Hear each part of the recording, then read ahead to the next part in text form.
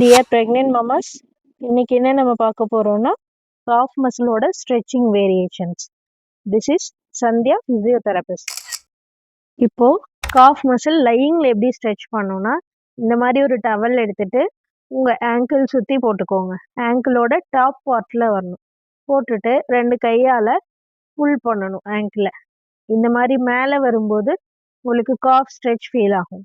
இது மாதிரி 10 count 3 times repeat பண்ணணும். மசில் எப்படி ஸ்ட்ரெச் பண்ணுறதுன்னா இந்த மாதிரி ப்ராப்பரான பேக் சப்போர்ட்டோட உட்காந்துக்கோங்க.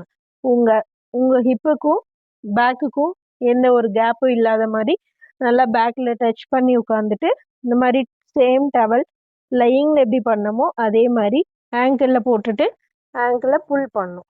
Holding for 10 count 3 times.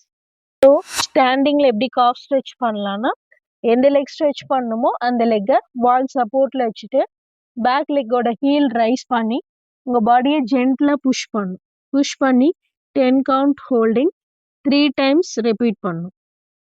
So another variation எப்படின்னா ஒரு லெக் ஃப்ரண்ட்டில் இன்னொரு லெக் நல்லா எவ்வளோ மேக்ஸிமம் முடியுமோ அவ்வளோ பேக்கில் வச்சுக்கோங்க. வச்சுட்டு வாலை புஷ் பண்ணுற மாதிரி ஹோல்ட் பண்ணும். அப்படி ஹோல்ட் பண்ணால் பேக் லெக்கில் காஃப் ஸ்ட்ரெச் ஃபீல் ஆகும். So 10 count 3 sets.